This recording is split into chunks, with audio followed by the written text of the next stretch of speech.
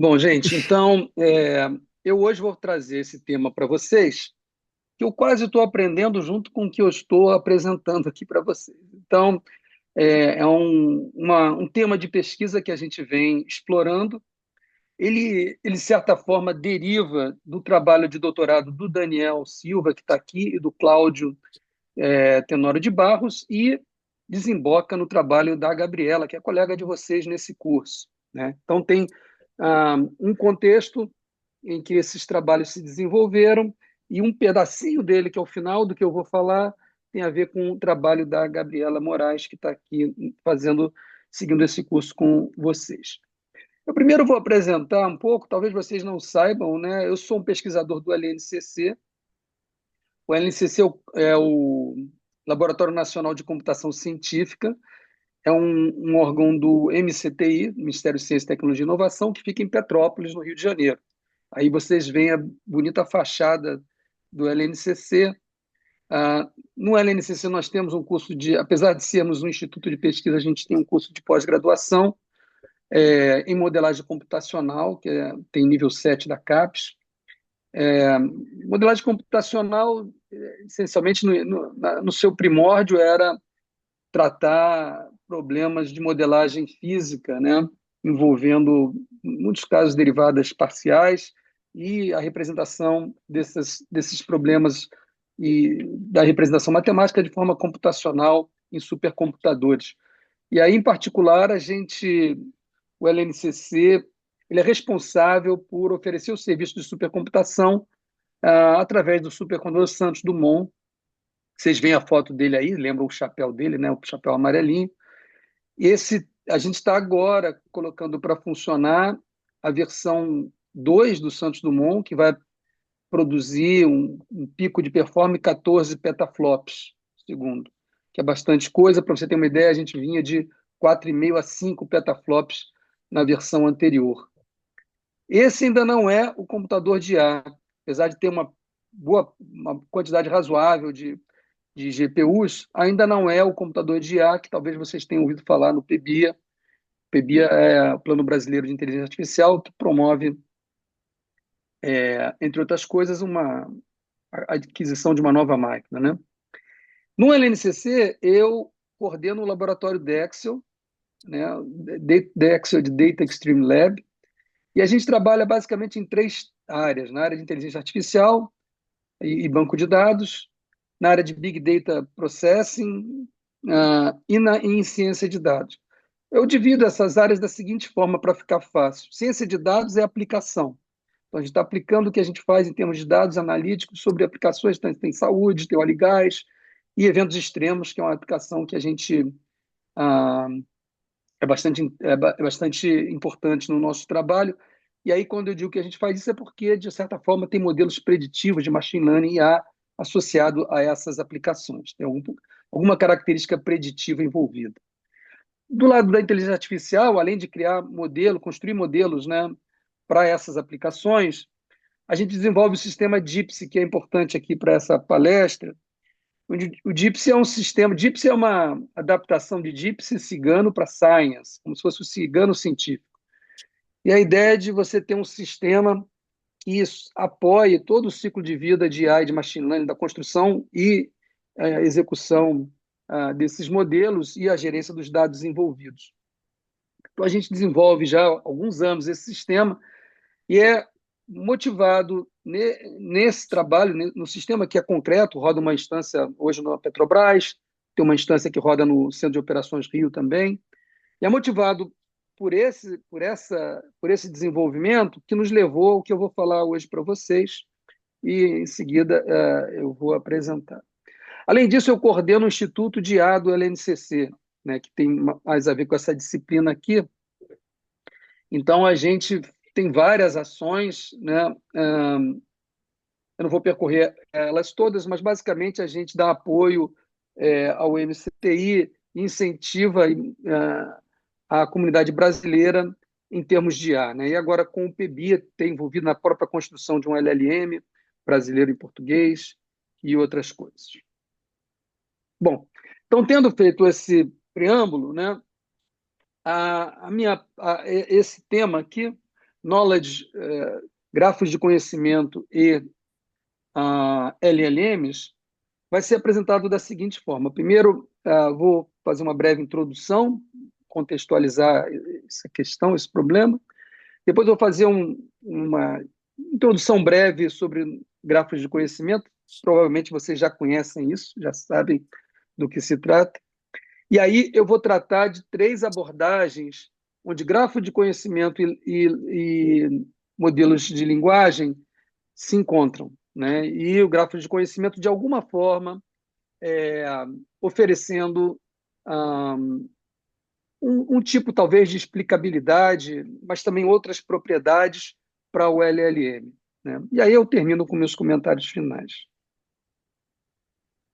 Bom, LLM, vocês vêm vindo, vocês sabem mais do que eu, né? Vocês estão fazendo um curso aí de um semestre sobre ele, mas realmente é extraordinária a cobertura que LLMs atualmente são capazes de oferecer, né?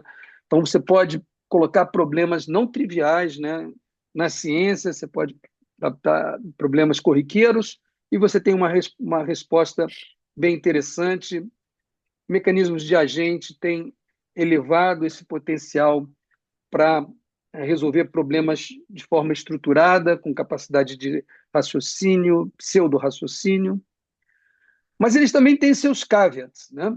Então, não é fácil estender. É claro que você já parte de uma base de dados para esses pré-treinados com volumes enormes de dados, né? De terabytes de dados, trilhões de tokens, mas o mundo avança, né? Então, não é à toa que esses LLMs eles são atualizados. Mas não só isso, é que, dada a generalidade a que eles se propõem, vocês já viram isso aqui, vocês falaram em RAG ainda há pouco, quando você trata de um problema específico, então, se eu quero tratar, por exemplo, da previsão meteorológica de amanhã, né, o LLM não vai me ajudar nisso, né? Então, é preciso de estender a memória do LLM para informações atualizadas. E é claro que tem essa questão toda da alucinação, né? Então, qual é o problema de você tomar decisão frente a um certo indeterminismo, né? E às vezes falsas informações, né? Informações inventadas, apesar de toda a avaliação, o esforço que as empresas têm feito em conter esse aspecto de alucinação, né? Eu também, assim, vou colocar aqui uma, uma observação de que, como essa tecnologia avança muito rápido, certas coisas que eu posso falar também podem ter sido já resolvidas, né? Então, é sempre difícil falar para uma coisa com tanta dinâmica. Mas, anyway. E aí vem essa questão do domínio específico que me apraz bastante. Quer dizer, quem trabalha na ciência trabalha com um foco muito específico em certas áreas. Então, eu trabalho com meteorologia, eventos extremos. Então, você tem que ter um conhecimento muito específico e profundo para conseguir ah, modelar e resolver esses problemas, né? Então, assim, desafios que a gente tem, esses desafios aqui apareciam muito nesse termos aqui, Knowledge Graph, que é Query Answering. Knowledge Graph como sendo um, um banco de dados estruturado em grafo, vamos falar sobre ele há bastante, e para ele esse era um problema, não para os LLMs, mas para ele isso era um problema. Você perguntar quem era o autor desse filme, ou, ou quem escreveu o filme, poderia ser uma tarefa difícil para o Knowledge Graph e fácil para o LLM, né? Do lado do LLM, tem essas questões do indeterminismo, eventualmente das alucinações, e, e a contextualização, né? A contextualização no sentido do domínio específico que a gente está tratando.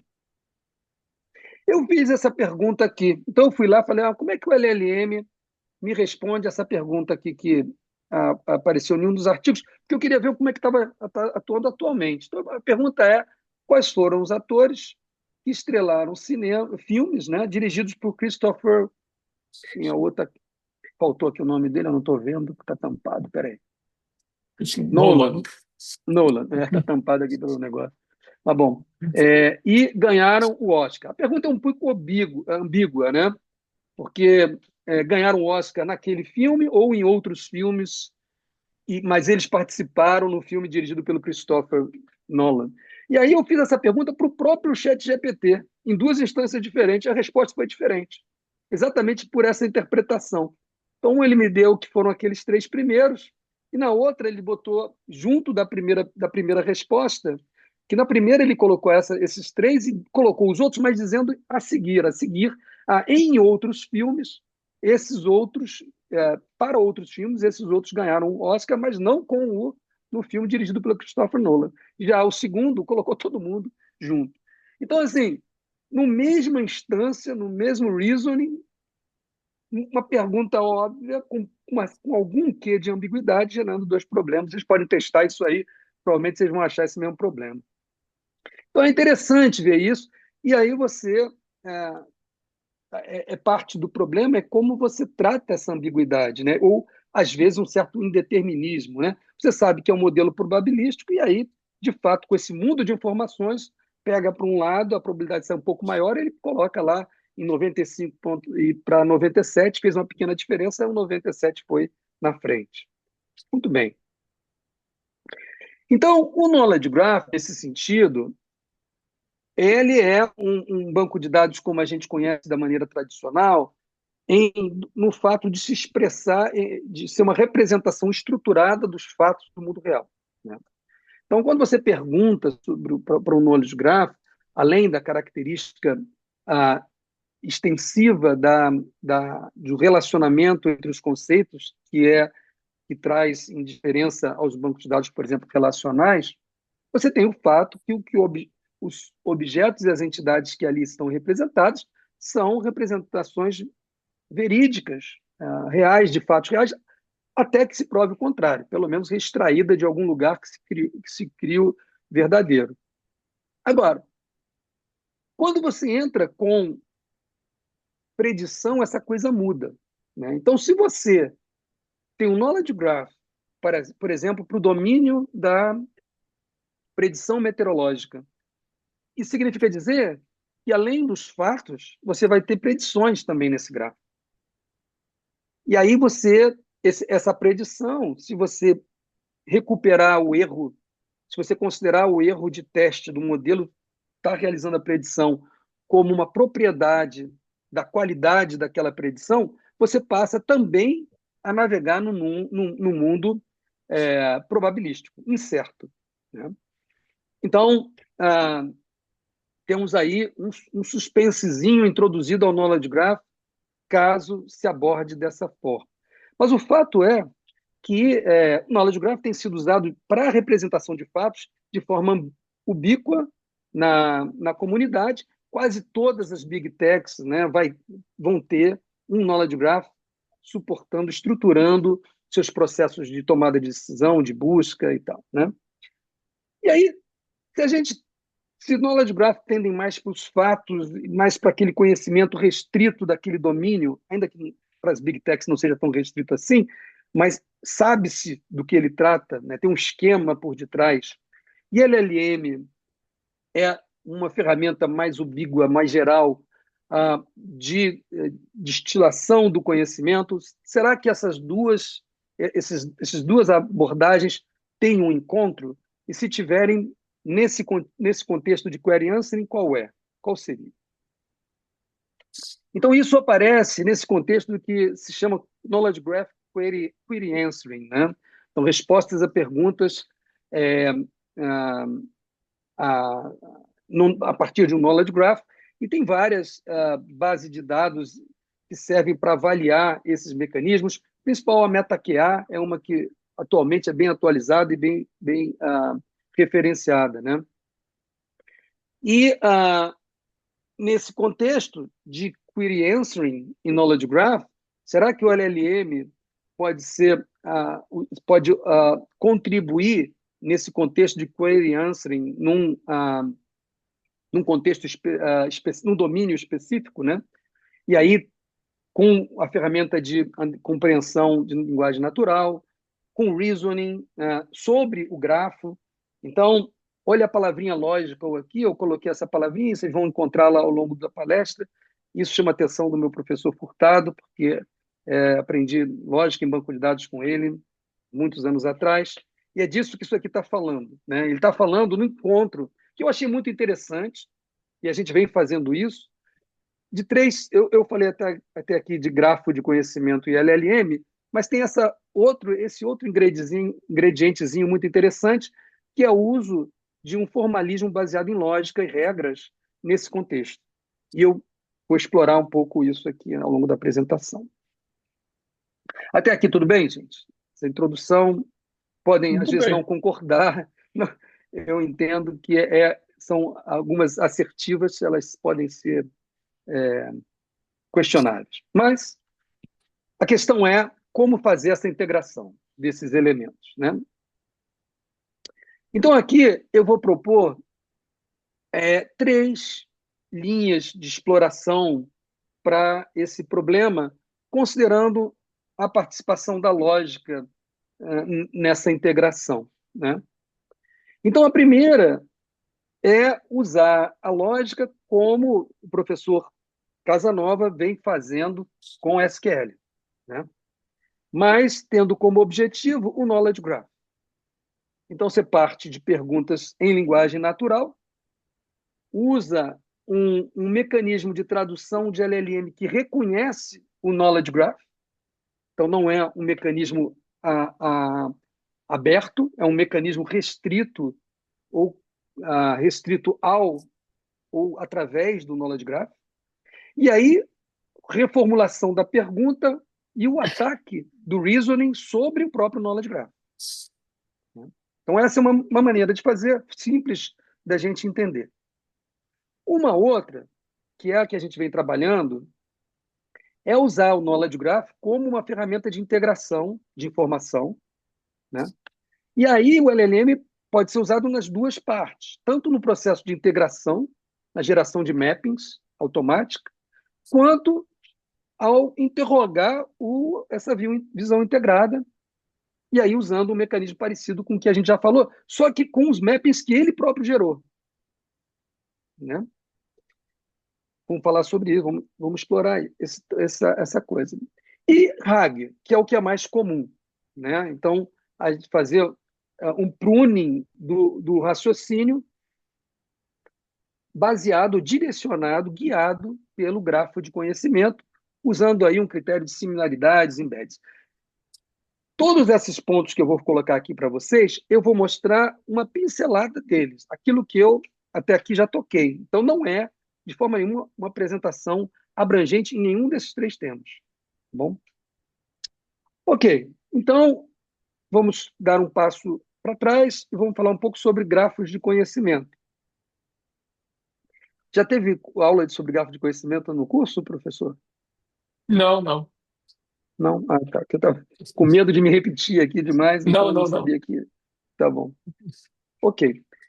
Bom, grafo de conhecimento, na verdade, tem uma origem antiga, mas vou pular para a parte mais recente, que é essa expressão em dados de uma representação conceitual, por exemplo, você pode dizer que é uma representação ontológica, né? Que ontologia, então, essa é a ciência na área em computação, né? Que descreve os conceitos e as relações, estrutura de uma maneira formal, processável esses domínios, de tal forma que você consiga estruturar esse grafo. Então, o grafo é a ferramenta matemática discreta composta por nós e vértices, né? Então, arestas, nós e arestas, onde arestas se associam a esses nós. Vocês provavelmente viram isso em dados Linked Open Data, né? Muito usado na Semantic Web, mas o que me interessa é o que parte daqui do Knowledge Graph como uma representação quase de banco de dados, né? Em que a representação é feita em grafo, de tal forma que você possa perguntar sobre nós, arestas, mas principalmente fazer um reasoning sobre essas relações, né? Reasoning esse que se faz uso da existência de um esquema que qualifica os nós e arestas, de uma maneira geral. Se você pegar aquele grafo do Gartner, o que eu achei disponível mais recente é o de 2024. Não consegui achar o 2025. Knowledge Graph já passou o hype, já passou a fase de hype, então está naquela fase de cruzeiro, um pouco, né? Já estabelecido. O quadradinho está pegando autônomos de veículo, não tem nada a ver com a aula aqui, não. Foi por erro. Era só para ser Knowledge Graph ali. Então, é uma tecnologia que embasa todo o processo de busca desses grandes é, navegadores, de buscadores, né? E agora está sendo algo interessante porque é uma maneira de explicitar o conhecimento que a gente quer adicionar a essas ferramentas de linguagem. Então, eles não têm uma única definição, mas eles tratam de objetos do mundo real, a relação entre eles, e pode envolver restrições e regras, né? Então, você pode incluir, por exemplo, uma regra de fecho transitivo, né, que varra as relações de mesma natureza, navegando no caminho do grafo, por exemplo, né? Tem muito trabalho em graph neural networks, né, que aprendem sobre os relacionamentos que existem nos grafos. E um exemplo clássico que meu aluno dava, que eu sempre gostei, era o seguinte: ele tem um knowledge graph com um nó do Obama e outro nó da Michelle, mas não tem a aresta esposa de ou casal, né? E aí a inferência é, a partir das relações que cada um tem, derivar o fato de que é uma grande probabilidade que eles sejam casados. Então, esse é um tipo de predição chamada link prediction, né? E que muito usada nessa área de grafo, redes neurais em grafos, que eu não vou tratar aqui, né? Então, basicamente, você tem umas estruturas como essa aqui. Então, em cima, você tem a parte terminológica, seria a description logic, que a gente chama de T-box, né? A parte da terminologia das classes e seus relacionamentos.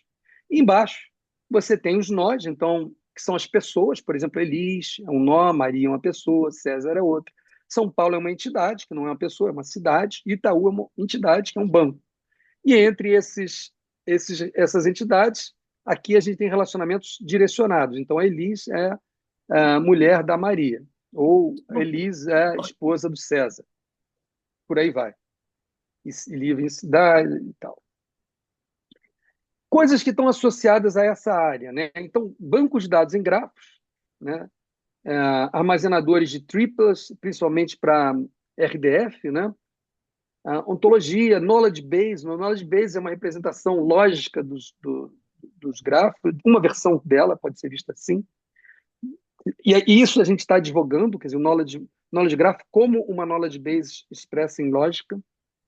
E é usado em várias coisas, né? Em representação da lógica, do conhecimento e raciocínio, nessas operações de machine learning, GNNs, e por aí vai. E o que a gente vai tratar aqui também, data integration, né? E tal. Aqui um panorama, né, grande, né? Aí vocês veem que tem muita gente usando isso, quer dizer, é meio ubíquo. E aí você pode me perguntar, mas por que essa ambiguidade? Por que tanta adoção? Em parte, eu acredito que seja pela flexibilidade da estrutura em grafo, né? A extensibilidade dela para novos dados, novas representações, novos tipos de dados que você queira adicionar e tipos de análise que fazem para certos contextos que fazem sentido, né? Então, por exemplo, em redes sociais, você conhecer a característica, o grau de relacionamento de cada entidade, elementos que sejam concentradores de relacionamentos, então operações que de fato fazem sentido. Eu peguei esse slide do Daniel e tentei, olhando, buscando aí, encontrar, atualizar os números que ele tinha, né? Então, algumas eu não consegui, deixei em branco. Então, o grafo de conhecimento, quando eu falo o grafo da Google, foi aquele que eu obtive informação sobre, pode ter outros, né? 5 bilhões de entidades, 500 bilhões de triplas, né? Então, por si só, já começam a ser dados interessantes como entrada para extrair dados para treinamento de um LLM, mas também para... Quando eu estou falando de a grafos de domínio, é claro que são muito menores do que esse, são mais gerais, né? Aqui tem um processo de construção, mas eu acho que isso aqui não é tão importante para vocês. O fato é que construir não é fácil. Basicamente envolve muita heterogeneidade, operações de data cleaning, operações de raciocínio de derivações, até você chegar em reconhecimento de entidades, é um problema bastante comum em NLPs, e aqui aparece com força, e por aí vai. Então, um exemplo de grafo tá aqui, é esse, né? A gente já tinha falado um lá na frente, mas esse aqui está falando da Marie Curie, né? Dizendo que a, a profissão ela é física, a sua área de pesquisa é radioatividade, ela é francesa de nascimento, tem a data de Não, nascimento. Então, ah, oi? desculpe, Fábio, eu acho que eles vão te matar. Ela era polonesa. É? É É, mesmo? ela era polonesa. Está escrito ali do teu lado Não, esquerdo. não, é verdade. Ela é polonesa que ela nasceu, né? Mas ela tinha Mas, nacionalidade francesa, né? Porque ela viveu aqui bom, com o Francisco, o marido naturalizar. dela, naturalizado. Mas o knowledge graph não me deixa mentir, nem errar. É, e aí, uma série de aplicações, né, que se pode fazer de gráficos de conhecimento. Isso era antes dos LLMs, processo de query answering, se fazia uso dessa estrutura como apoio à resposta às consultas. O processo de integração de dados em vários elementos, a gente vai falar sobre ele aqui. E aí, né, tem, tem todo um processo complicado para a geração do Knowledge Graph e o uso dele no processo de respostas a perguntas. Verificação de notícias falsas, né? Você consegue, por exemplo, lá na Wikipedia, se você considerar ela verdadeira, retirar algumas assertivas falsas. Vamos, tá. Vou colocar um aqui. Esse aqui foi um trabalho que nós fizemos que usava o Knowledge Graph para interpretar prontuários eletrônicos. A gente fez isso durante a Covid, né? Então tinha todo esse processo de criação do grafo de conhecimento.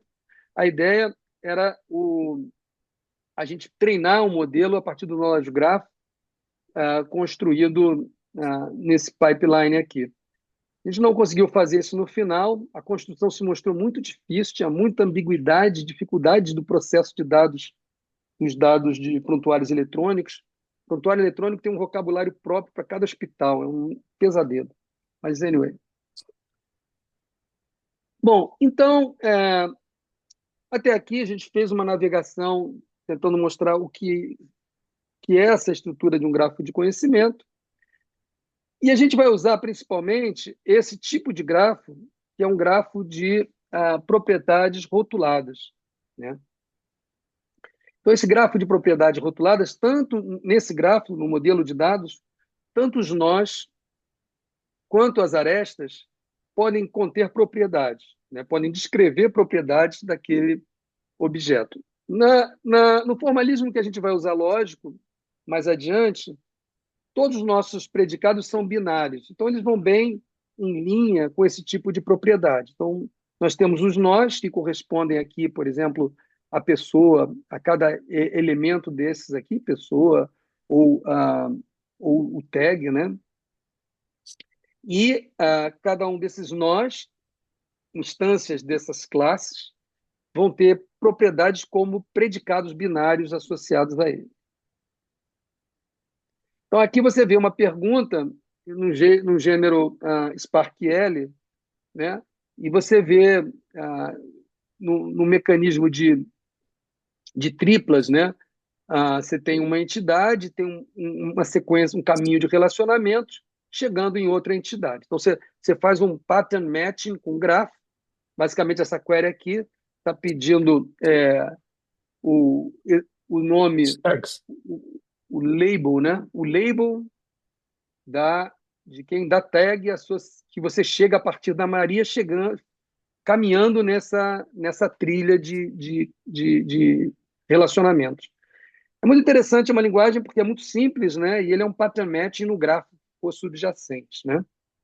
Então, para perguntas query answering diretos no grafo, você pode usar SparkL, por exemplo, né? E aí o RDF é uma representação específica para Semantic Web, que traz uma opção de prefixos, estrutura um pouco os tipos e tal, mas basicamente é um grafo semelhante a esse que a gente falou. Bom, o que é importante nesse grafo, nessa questão do grafo de conhecimento, quando você vai trabalhar com coisas do tipo RAG e outras operações que a gente vai falar, e vocês já cansaram de ver isso aqui, é que você precisa transformar o grafo numa estrutura vetorial, uma estrutura numérica. Então, é isso que os modelos vão aprender, né? E a isso se dá um nome, essa modelagem, esse mapeamento de informações gerais em uma estrutura dimensional pequena, a gente chama de embedding, né? Então, o embedding, na teoria, se você tem um mecanismo de embedding, e aí, né, tem vários modelos de embedding, BERTs e tal, para texto, se você tem um bom mecanismo, você espera que entidades afins estejam próximas nesse espaço vetorial. Basicamente, o objetivo é esse. E você pode fazer isso tanto para as entidades quanto para os relacionamentos, né? Então, relacionamentos que unam entidades devem estar no espaço vetorial próximos a essas entidades, por exemplo. Então, a ideia é que você, nesse espaço de redução reduzida, você consiga usar mecanismos, por exemplo, algoritmos de KNN, para procurar vetores similares. Então, o processo de embedding, na verdade, é traduzir, né, nesse caso aqui, ou palavras ou triplas, né? E o que tem de triplas adicionado às palavras? Tem o contexto, né? Então, no grafo, o aprendizado em grafo, o contexto é fundamental. Não só daqueles elementos que vão na tripla. Então, tripla é essa tupla de 3 elementos que a gente chama de um sujeito, que é o primeiro elemento. Então, é um grafo acíclico direcionado. Então, a relação vai da esquerda para a direita. A esquerda é o sujeito, no meio, você encontra o relacionamento direcionado. Então, Steve Jobs, founder of Apple. Então, o que é o objeto do relacionamento? Isso é uma tripla. E, nesse contexto, você tem uma contextualização na tripla e a contextualização na vizinhança também é aprendida, né? O embedding leva em consideração a vizinhança para saber que o Barack Obama é casado com a Michelle Obama, principalmente se falarem com nomes, usarem os nomes de John F., né? E aqui é um exemplo, né? Então, você tem aqui os elementos à esquerda, né? E vários verbos, né? E aí a ideia é mapear esses nomes, esses verbos, para esse espaço de redução reduzida. Muito bem. Então, essa uma gentle introduction to knowledge graphs. Até aqui tudo bem, gente? Tem alguma questão? Alguma pergunta? Não, Ok, vamos em tá bom. frente. Vamos em frente. Então, o que a gente agora vai tentar fazer é colocar no contexto do uso de knowledge graph como um elemento de RAG, né? Retrieval Augmented Generation, né? Então, a ideia é você, como vocês já sabem, já estudaram aqui, dirigir a busca para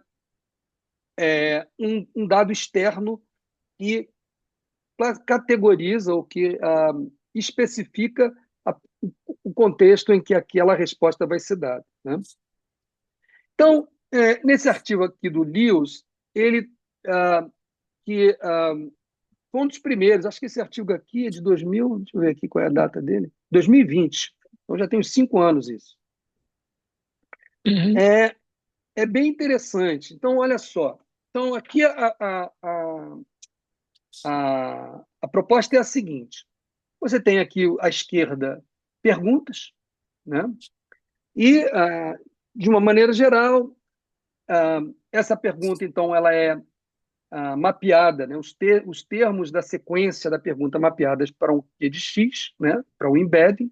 E aí a solução parte de uma composição não paramétrica e paramétrica.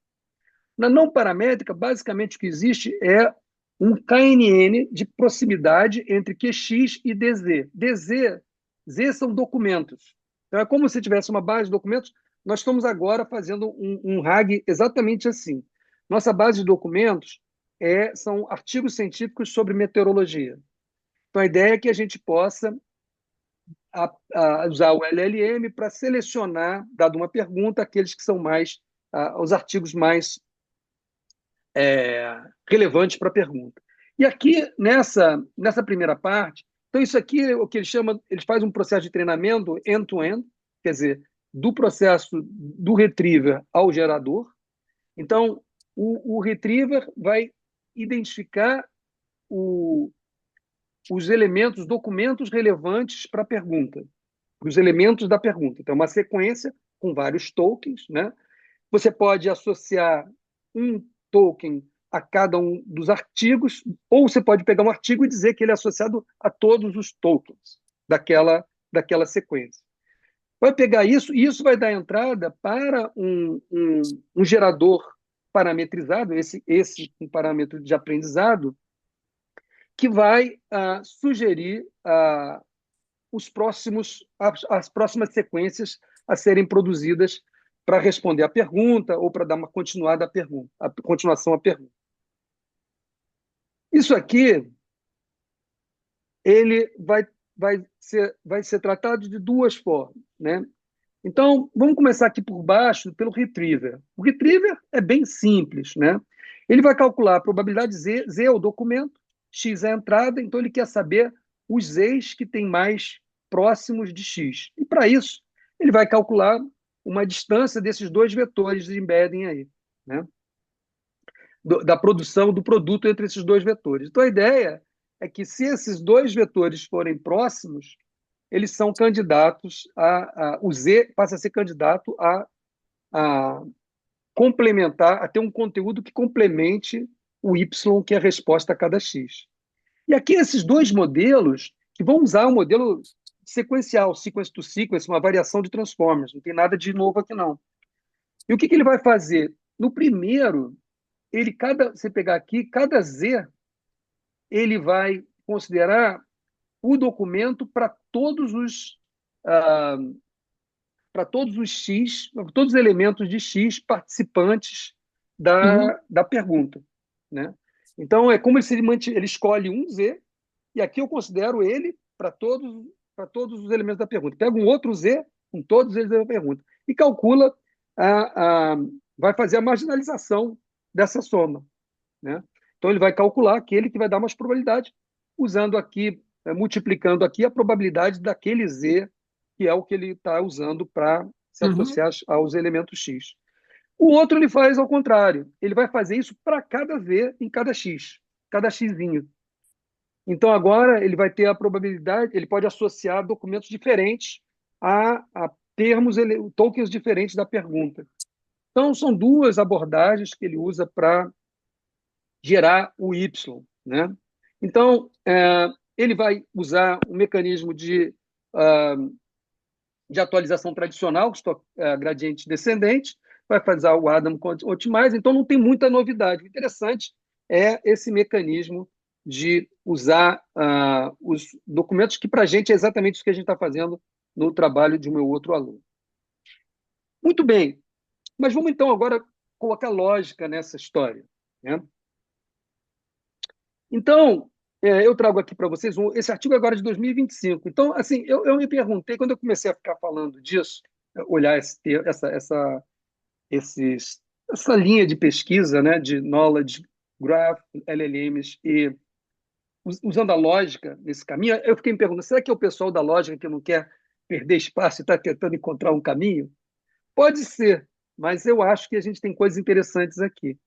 Então, aqui, nesse trabalho de 2025, ele vai usar o grafo de conhecimento como ferramenta, como auxílio na ferramenta para gerar os embeddings na codificação e depois para gerar a expressão lógica que vai atacar o knowledge graph. Então, o knowledge graph aparece em dois momentos, no encoder, no decoder e na resposta, em três momentos, na verdade.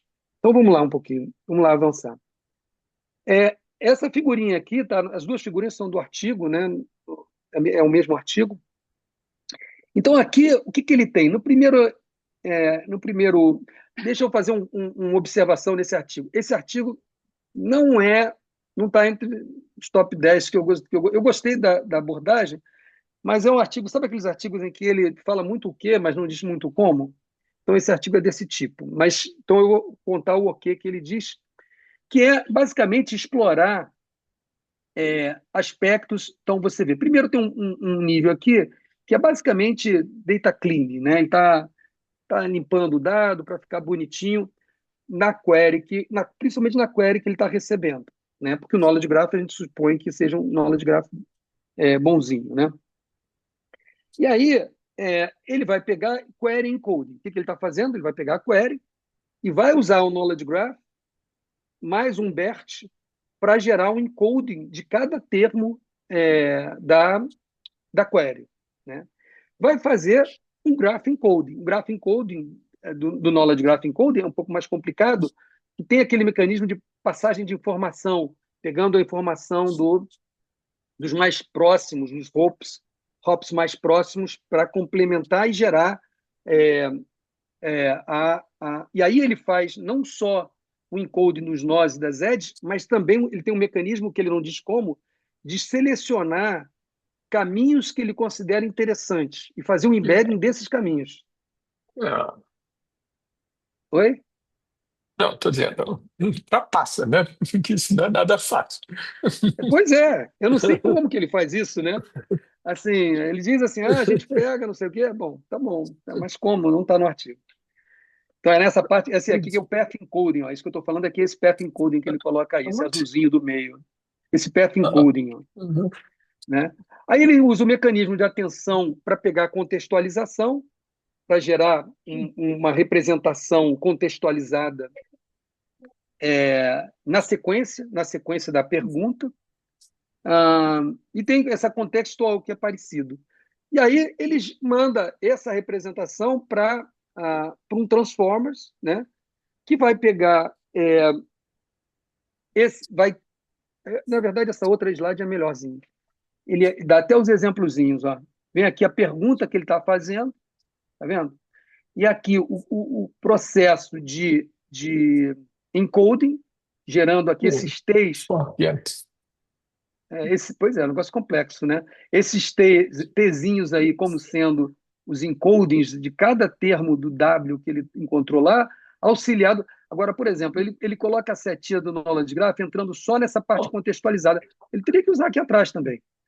Então, e aí vai, né? Então, aí daqui, mas o que é interessante depois é o seguinte, é o gerador. O gerador, ele vai usar esse grammar decoder para traduzir essa representação do embedding que ele produziu numa expressão lógica coincidente com o knowledge graph. Então, esse matchmaking aí, que não é trivial, é o que ele diz fazer. Bom, aí, peraí que o negócio ficou na minha frente de novo. Sim, agora eu vou tratar. Então, nesse caso, a gente está considerando, naquele caso lá, um knowledge graph apoiando esse processo de query answering, tentando traduzir a linguagem natural para um único vocabulário, gerando uma expressão lógica, e essa expressão lógica, então, sendo usando um reasoner para analisar o knowledge graph. Então, é essa a proposta daquele artigo. Aqui vamos chegando ao trabalho da Gabriela, né? Então, o que a gente está fazendo no trabalho da Gabriela, junto com o pessoal aqui da França? A gente tem e aí é bem interessante, eu tenho que dar uma introduçãozinha. A gente tem um sistema, como eu falei, o GIPSy, que é um sistema para gerenciar modelos de machine learning e dados de machine learning, né? E aí, sobre o que acontece no treinamento, na inferência, na preparação de dados, tem tudo lá guardadinho num catálogo, um banco de dados relacional, que descreve os metadados, a proveniência do que aconteceu.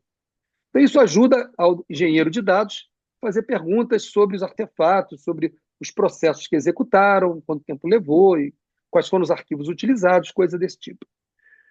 Mas uma vez que você roda uma inferência, o que você produz é dados. Só que esse dado é daquela natureza que eu mencionei lá atrás. É um dado do tipo de predição, né? Então, na dissertação de mestrado da Gabriela, a gente integrou essa ideia de knowledge graph com predições, e ao fazer isso, você tem algumas novidades. Uma é essa, que você introduz uma certa incerteza no knowledge graph, porque aquela representação, aquele valor que você está dizendo que de chuva amanhã, primeiro que é amanhã, você não sabe o futuro, né? Então é certamente incerto. E segundo, que é um fato agora multivalorado. Se eu tiver mais de um modelo, cada modelo pode estar dando uma predição diferente. Então, eu já não olho aquele carro e digo que ele é azul. Eu digo que ele é azul, que ele pode ser amarelo, que ele pode ser verde. Então, é um knowledge graph diferente, né, nesse sentido. Mas ele continua tendo dados do tipo de domínio. Então, eu vou ter lá a cidade, a vizinhança, os bairros, as localizações, os sensores que capturam chuva e tudo isso. Então, continua tendo dados do domínio, tem dados preditivos e tem dados de observação, nesse caso, temperatura, rainfall e tal. Então, eu tenho esses dados aqui, num sistema como esse, estão em arquivos, em datasets, né? Não estão em banco de dados. O modelo gera arquivos e eles ficam lá. Então, a ideia aqui é usar o Knowledge Graph para integrar as informações nesse sistema, sejam eles de arquivos, sejam eles ah, no catálogo do banco de dados relacional. Então, a gente tem uma coisa desse tipo aqui, né? A gente tem agora, a gente propõe que haja um Knowledge Graph que integra visões, então essas visões vão ser dados que estão em arquivos e dados num catálogo relacional, mas essas estruturas de dados elas precisam ser mapeadas para esse Knowledge Graph, né? E uma vez que esse Knowledge Graph ele exista, você então pode fazer perguntas para ele, nesse caso, em linguagem natural, e você gostaria que essa linguagem natural fosse reescrita em uma linguagem sobre o Knowledge Graph, e aqui a gente está usando também o mesmo formalismo lógico que a gente usa nos mappings. Então, essa camada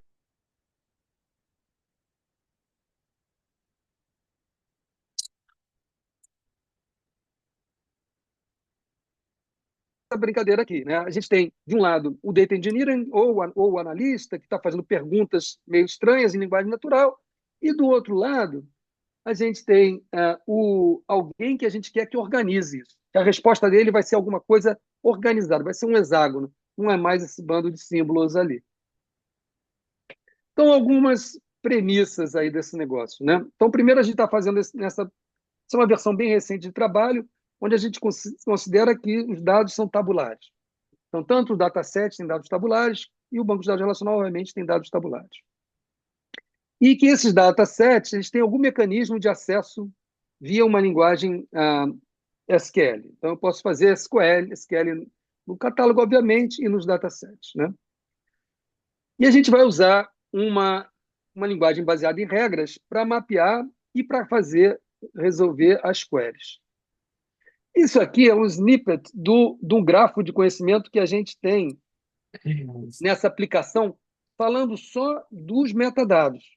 Acho que é só. Não, no metadado tem aqui time series também, que são dados, tá vendo?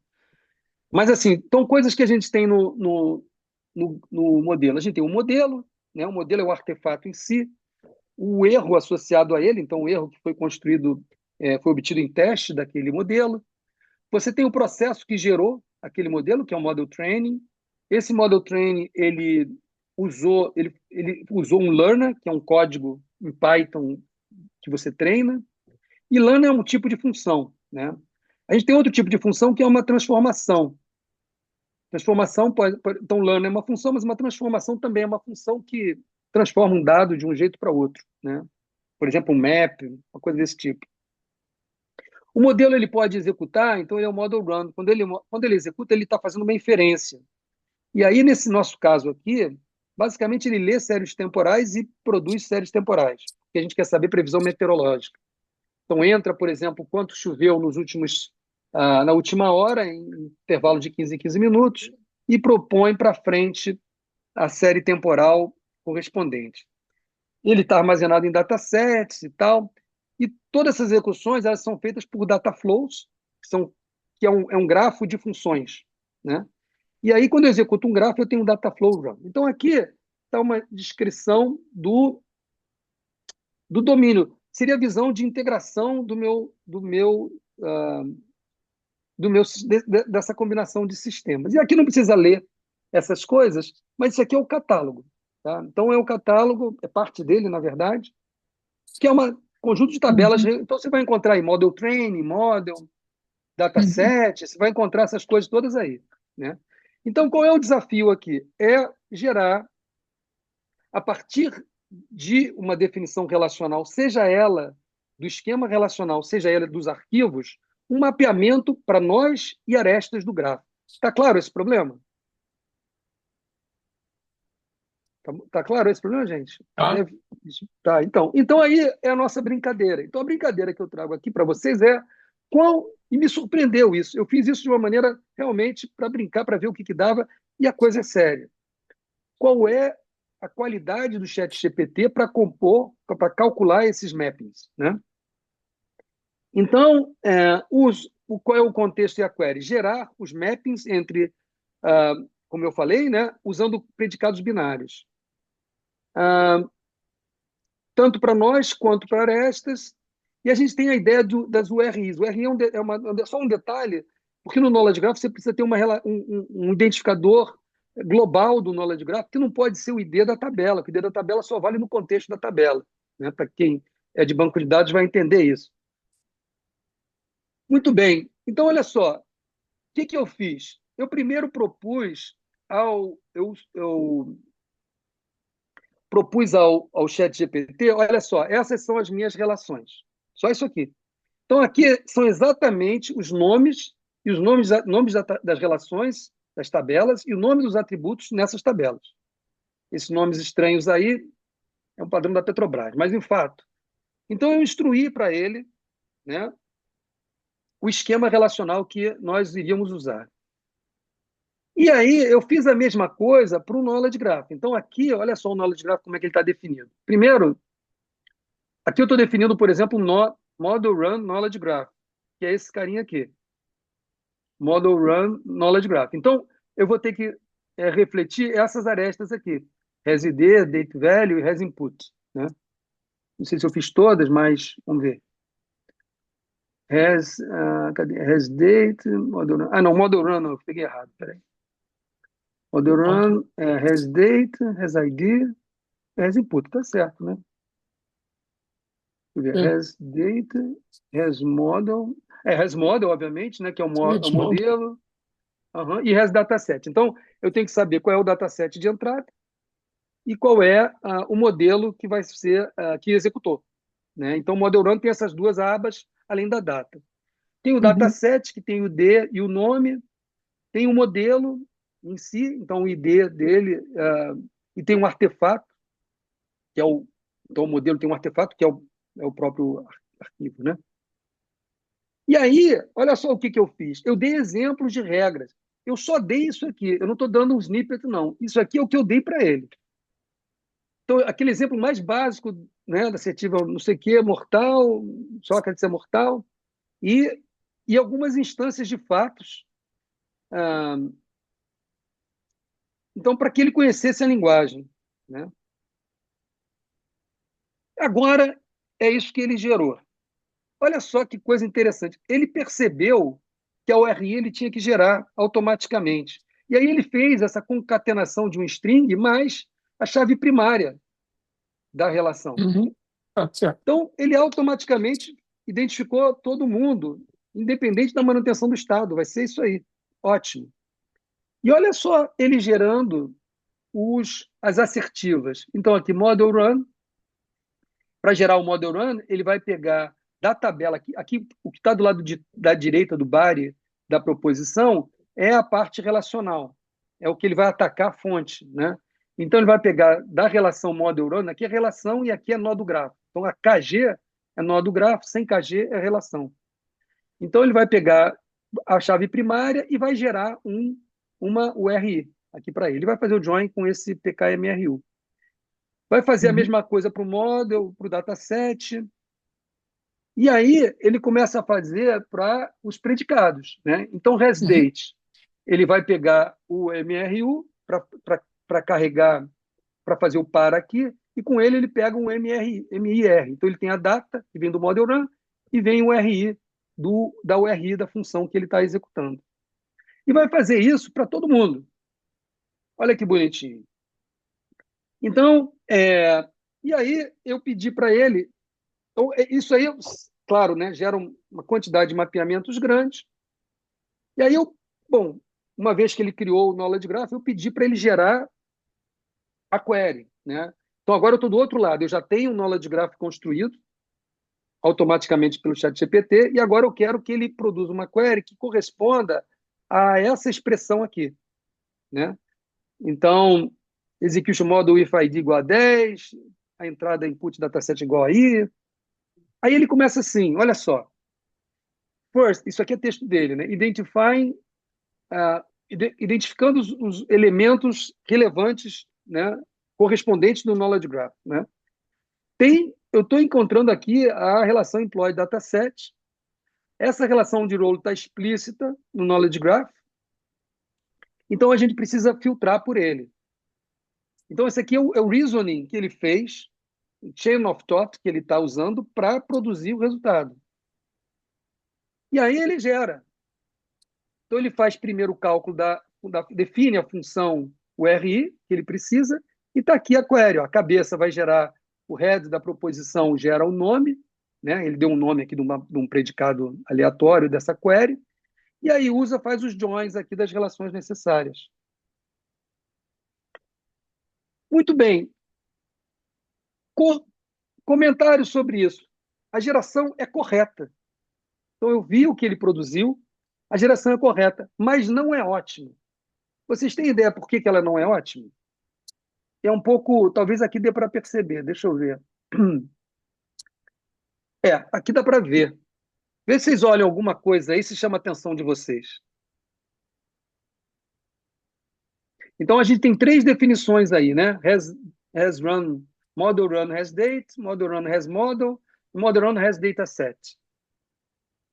Tem um quezinho aí que é indesejável.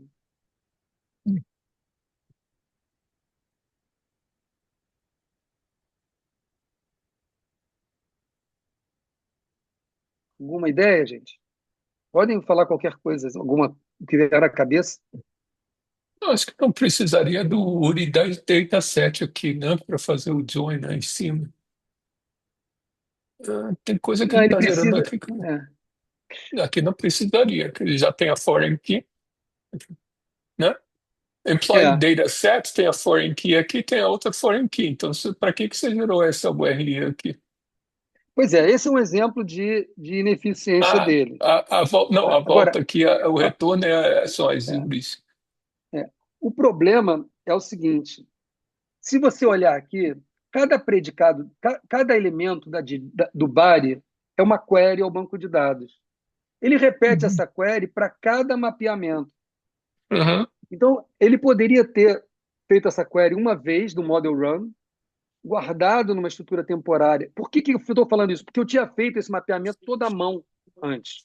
Então, eu estou comparando o que eu fiz à mão com o que ele propôs.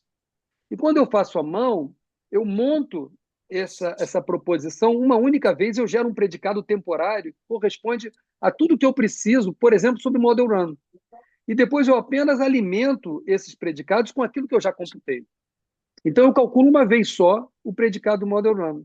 Agora, vocês querem saber a curiosidade sobre isso? É que eu pedi para ele otimizar essa expressão, minimizando o número de queries. E aí ele fez o que eu tinha feito manualmente. Eu não trouxe aqui, mas ele faz isso. Então, é realmente muito impressionante, ainda que ele não faça. Por isso que é o segundo bullet, através de uma conversação interativa, o mapeamento inicial é refinado. Na verdade, para chegar àquilo ali, eu já tinha dado algumas dicas que tem a ver com a linguagem em si, que eu melhorei. Então, nesse sentido, o LLM passa a ser uma ferramenta essencial para a integração de dados, em particular aqui para a Knowledge Integration, do Knowledge Graph que eu estou colocando para vocês, e ele faz um trabalho que era hercúleo, e é hercúleo para problemas tradicionais que a gente vem trabalhando com Data Integration há muitos anos, sabe que é difícil. É, e aí ele vai, e além disso, ele ainda esse é o trabalho que o professor Casanova já vem fazendo há bastante tempo, né, com mapeamento para SQL. Ele faz a mesma coisa aqui para essa realidade lógica, que não passa de uma versão SQL com regras, né? Bom, me encaminho para o término. Aí eu acho que o que levo de mensagem para vocês, né, o takeaway message, é que existe esse caminho triplo entre knowledge graphs, eu acho que existe, entre knowledge graphs, LLM e a lógica. Essa tripla, ela se combina de diferentes formas, né? E eu mostrei aqui 3 formas para vocês. Confesso que algumas delas atraem mais, outras menos, né? Mas o fato é que um knowledge graph em particular, ele te oferece essa estruturação da informação que cada vez mais nas aplicações ela é importante, que ela é extensível, flexível e rica semanticamente. Então, para coisa do tipo Domain Specific Query Answering, é um caminho que eu acho que deve ser perseguido. E se você adiciona a isso regras que você conhece sobre o domínio, então você adiciona reasoning. E aí a pergunta ainda resta saber, eu ainda não sei, esse teste ainda não fiz, por exemplo, se as regras que a gente coloca no modelo, o próprio LLM, o próprio ChatGPT já vai inferir. Bastante possível que seja o caso. Mas se ele não tiver como extrair, se for um conhecimento que está acima da semântica do knowledge graph, no sentido de que não é derivado direto, não é um feixe transitivo, não é uma coisa assim, e ele não possa saber que todo homem é humano, que não esteja isso lá no grafo, então é um bom caminho. Então eu termino por aqui, agradeço aí o tempo de vocês, fico aberto para perguntas, se elas existirem. Muito obrigado.